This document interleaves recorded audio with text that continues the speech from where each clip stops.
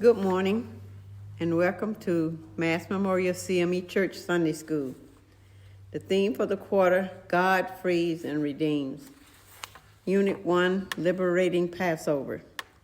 Today's lesson, Sunday, March 13, 2022, Freedom to Worship. Our scripture text comes from Ezra chapter 6, verses 1 through 12. Key verse, "And the God that has caused his name to dwell there, destroy all kings and people that shall put to their hand to alter and destroy this house of God, which is at Jerusalem. I, Darius, have made a decree. Let it be done with speed." It comes from Ezra 6:12, King James Version.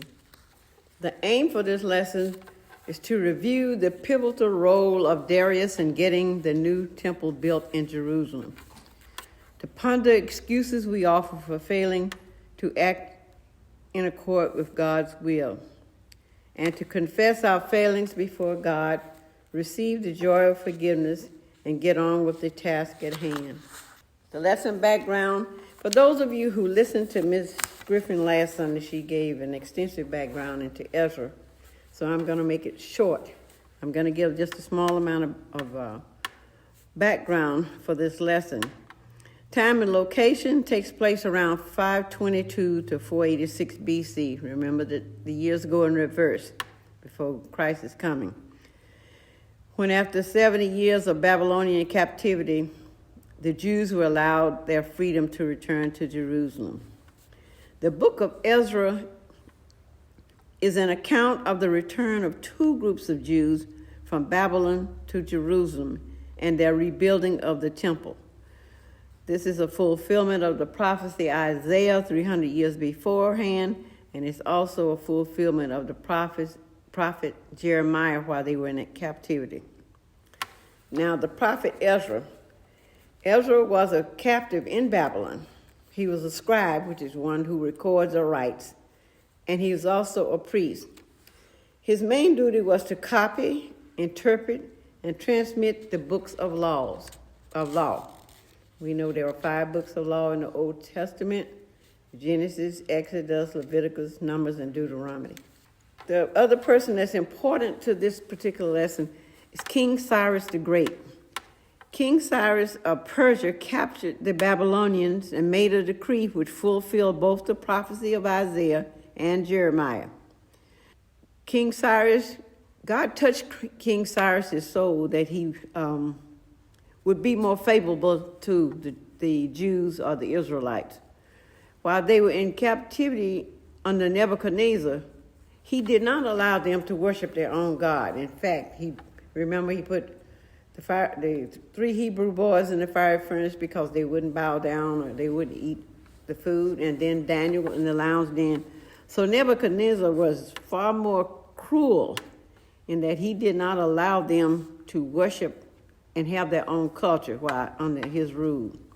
But then King Cyrus came along and captured Babylon and put Babylon under his rule.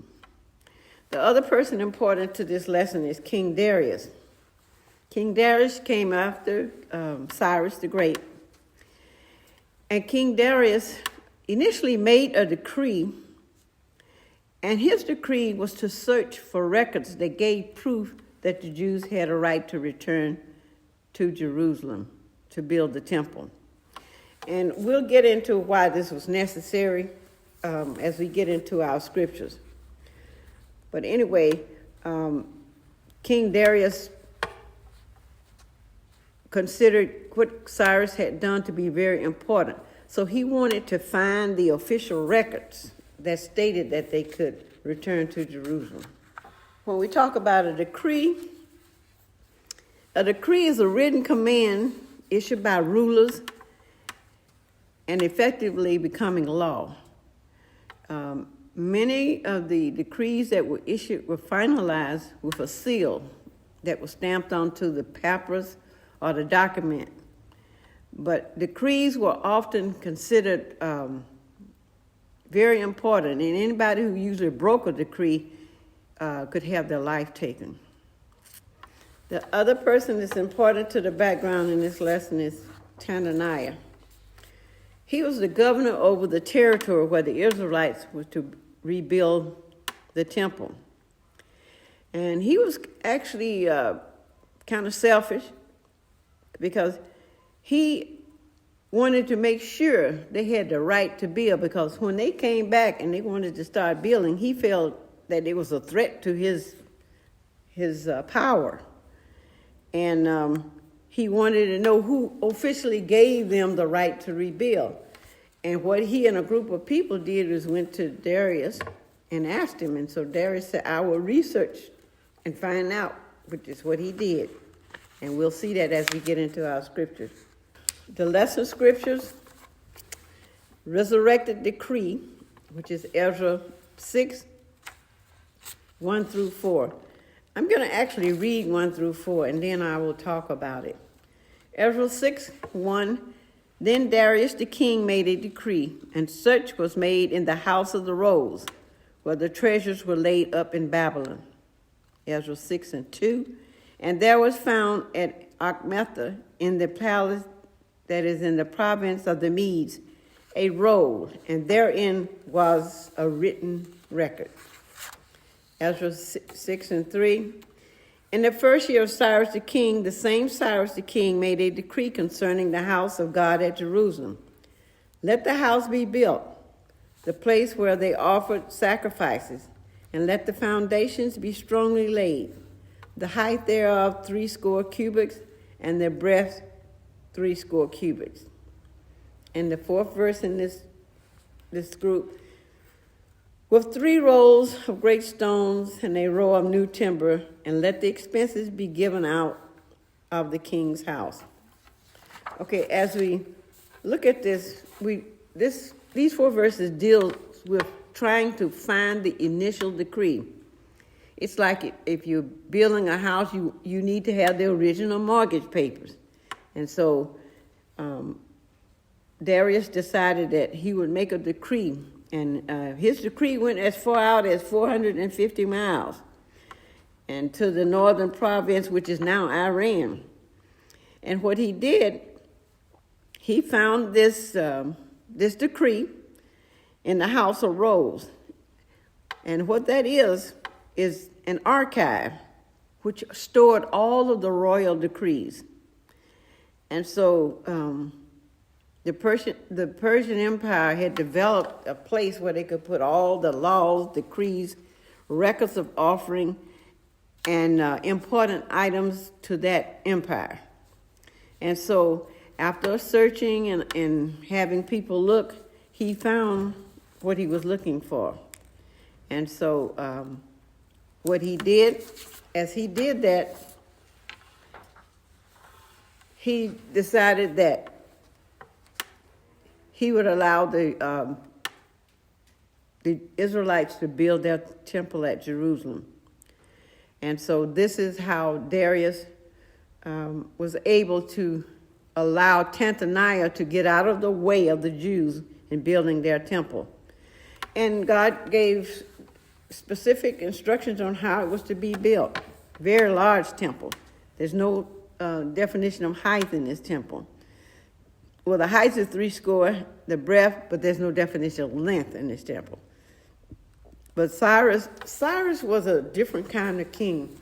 He allowed the Israelites to worship and have their own culture while up under his rule, which Nebuchadnezzar was more of a dictator. It was my way or no way, or you got killed, or you got thrown in the fiery furnace or the lion's den. So Nebuchadnezzar was not conducive to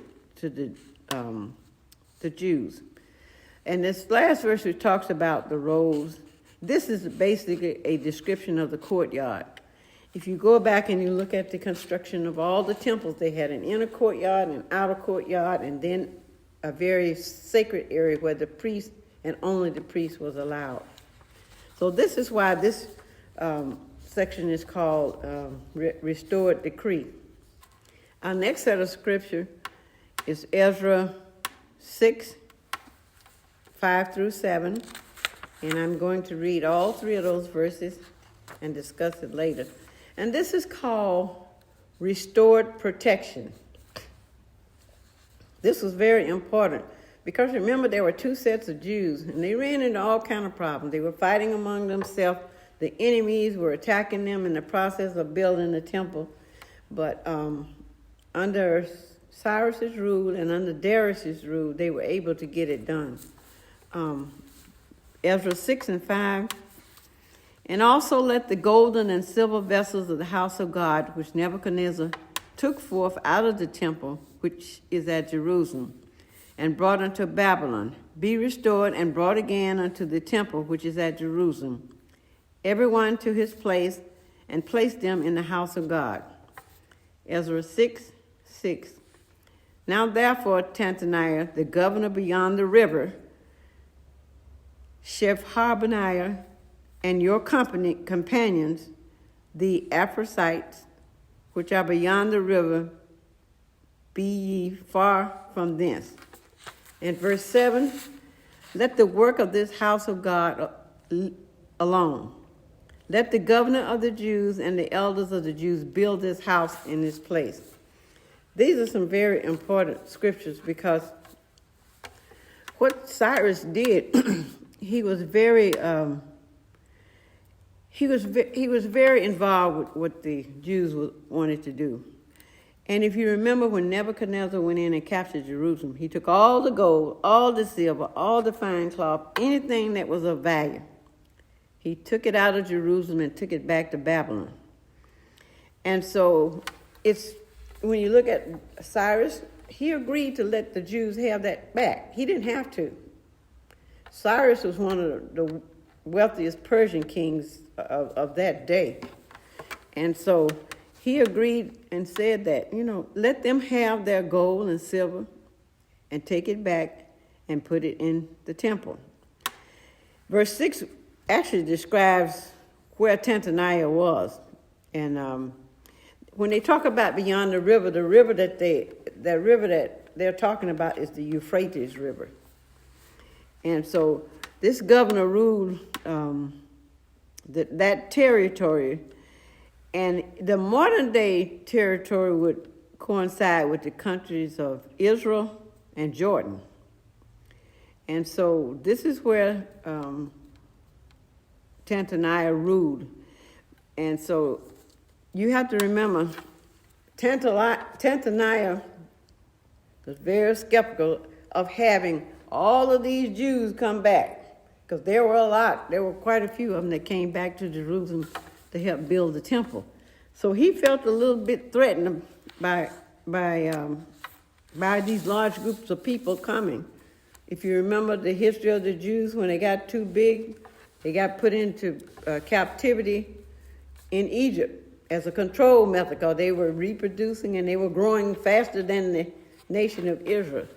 So Tantaniah was a little bit worried about all these people coming back to help build the temple. In this decree, Cyrus had stated that the governor was to leave the Jews alone, which is in verse 7, and allow them to build their house. And Darius followed through with this decree. He said, they will be permitted to build their house, leave them alone. And so this was important because without God moving on Cyrus's heart, the Jews probably would have been many, many years trying to build a temple. But he moved on Cyrus's heart, and Cyrus gave them permission to build, and Darius followed through with what Cyrus had done. Our next set of scriptures are called renewed resources. It comes from Ezra 6, 8 through 12. And I'm going to read 8 through 10, and then 11 and 12. Ezra 6, 8. Moreover, I make a decree what ye shall do to the elders of the Jews for the building of this house of God, that the king's goods, even the tribute beyond the river, forthwith expenses to be given unto these men, that they be not hindered. verse 9. And that which they have need of, both young bullocks and rams and lambs, for the burnt offering of the God of heaven, wheat, salt, wine, and oil, according to the appointment of the priests, which are at Jerusalem, let it be given them day by day without fail.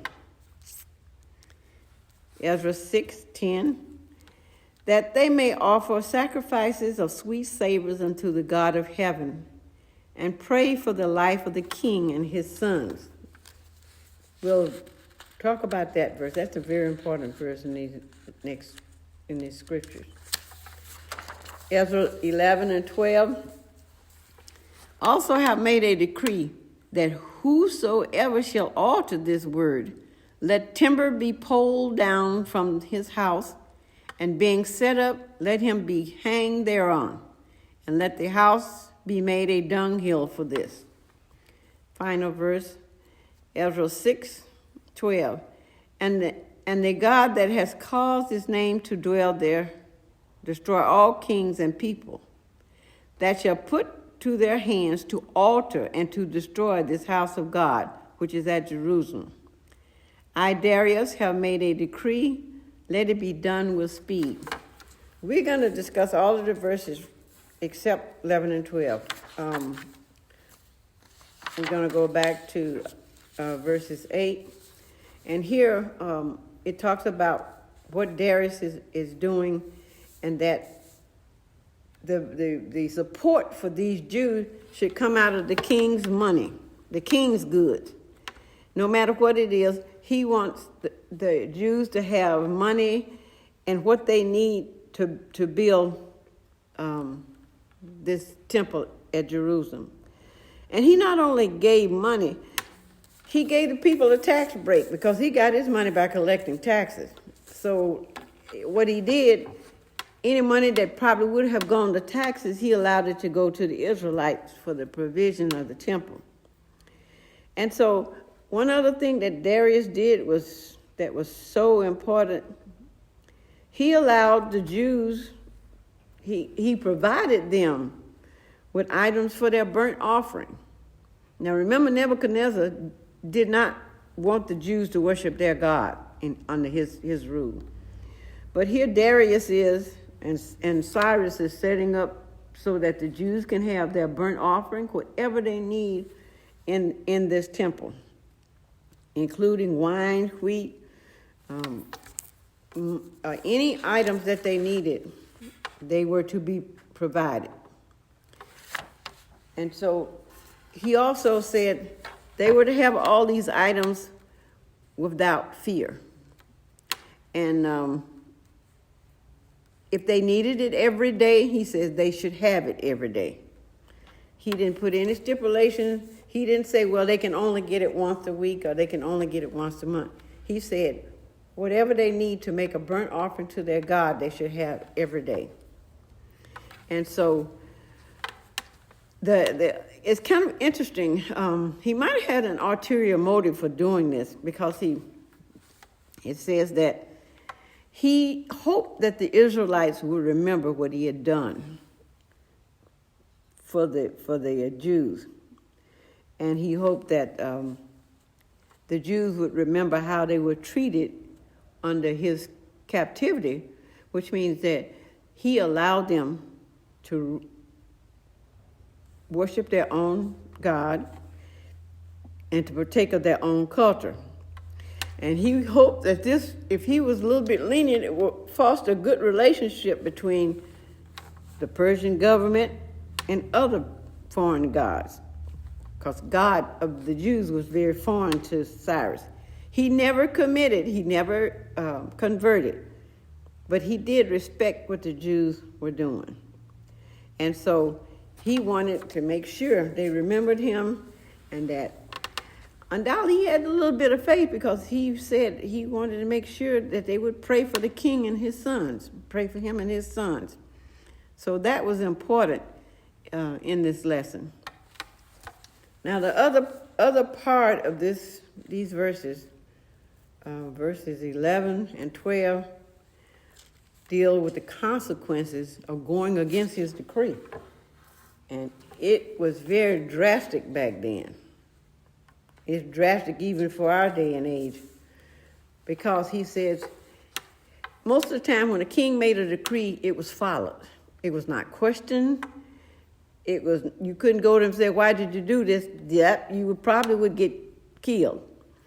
But Darius and Cyrus set forth a rule that says any person who altered the words, whether it be accidental or whether it be a scribal error, no matter what, if you altered this decree, if you had a house, the timbers of your house were torn down and hanged in the scripture here does not mean hang as we know it. Back then, hang was considered an impalement, and an impalement which means that some kind of rod or stone was thrown through the body. And so it was a very severe punishment. But even though, if you look at the laws we have now, most time when you break the law, you get some kind of punishment. If you're driving without license, you're going to have to pay a fine. If you're carrying some weapon without a license, you definitely have to pay a fine, or you go serve time or whatever. So it was very strict. Even if it was a scribal error, that person was doomed to death because it went against the decree of the kings. And so Darius said, the God that has caused these people to dwell, to come back to Jerusalem, and he says, I'm going to see that it gets done. And he also said he wanted it done with speed and haste. He didn't want to take a long time. He said they need to put their hands together and work towards establishing the house of God, which is at Jerusalem. And so they wanted to make sure God's name dwelled therein.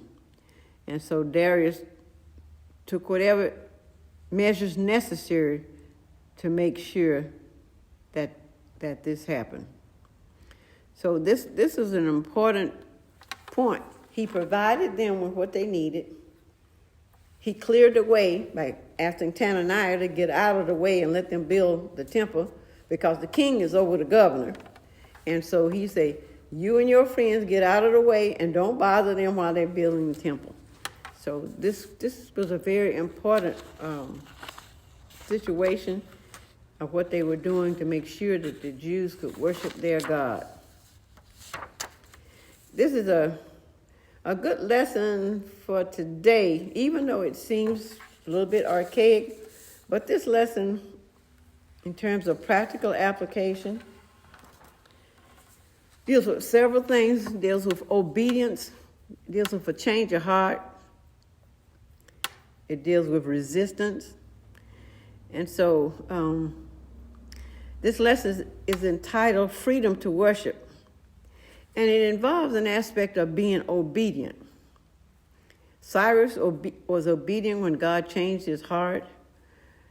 Hananiah was obedient when Darius told him to leave these Jews alone and let them return and worship and to build their house. So oftentimes we appeal to different people and different aspects to get things done. But most of the time, if you're obedient, you'll get it done. This lesson deals with resistance, which we saw in the governor. The governor felt that if he got all these people back here, they're going to challenge his authority. And we're like that too. Oftentimes, we feel we've been in a position 45 years, and a new person come in might have some great ideas, but we don't want to listen. So we feel like they're challenging our authority. So this is why Hananiah took issue with all these Jews saying, we got the right to build. So he just said, well, if you got the right, we got to prove that you have the right. This is why he went to Darius and said, where is the decree that gives them the right to build the temple? So in a practical application, sometimes we want to know what give you the right to do this. would give you the right to rewrite the laws or to state something different than what's written. And we often see that with newcomers. We see that with older memberships too. Having the freedom to worship or grow depends on how that freedom was obtained. And that seems like a broad statement, but going back to the lesson, the freedom to worship and build came from Cyrus, a law that was long given before they went back to Jerusalem.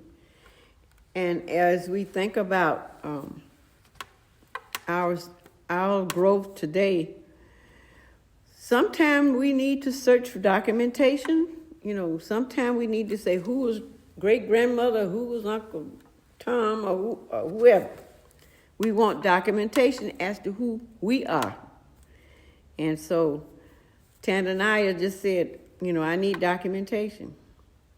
And just about anything, if you do, you need you get a job, you need your Social Security number, an ID, so you need documentation to confirm that you are who you are. And so it's important that we know our history.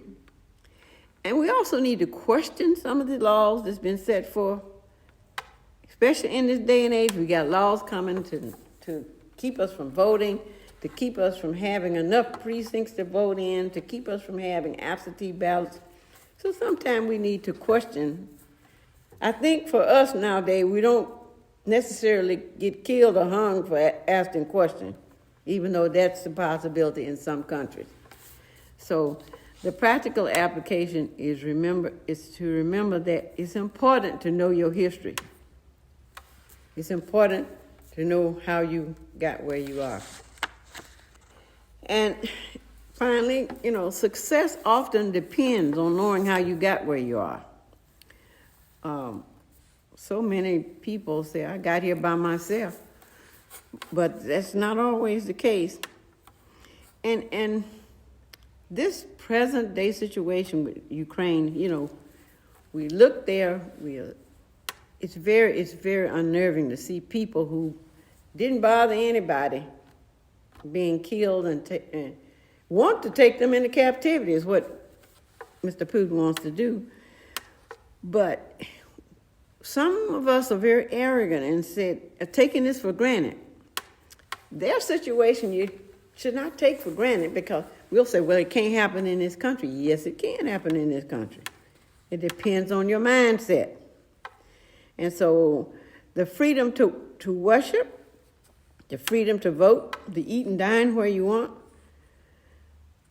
where you have the freedom to live where you want to, as long as you have the money. These things should not be taken for granted, because you don't really miss these things until you don't have them. If you think about when the storm comes and the lights go out, you don't think about it really until you don't have any, because you can't see. And so don't take the freedom to worship and to have the things that we have for granted. And we should also remember in the process, we look at what God did for the Jews. He prophesied through Isaiah 300 years before that they would not remain in captivity, but they would go back to Jerusalem. So we look at God as the provider here. Over 3 centuries, almost 4 centuries, he was working on Cyrus and Darius to get his work done. And what this says is that God will often use pagans to do his will. He doesn't always have to use that church-going Christian. He can use a little child. He can use that man on the street. If he has something he wants to get done and he will it to be done, he can use any vessel that he chooses. And so the vessel for this lesson was Cyrus and Darius. And so with that thought, keeping in mind freedom to worship, we should be very prayerful and obedient and appreciative to God for what he has done, not just for us, but for this nation. Having a nation where you don't have to be afraid to come to church, or having a nation where you don't have to be afraid to carry a Bible, that says a lot. And God has provided that. So as we go through the week, let's be in prayer for the Ukrainians, and also be in prayer for our own country, because we need to be more obedient. We need to not take for granted our freedoms.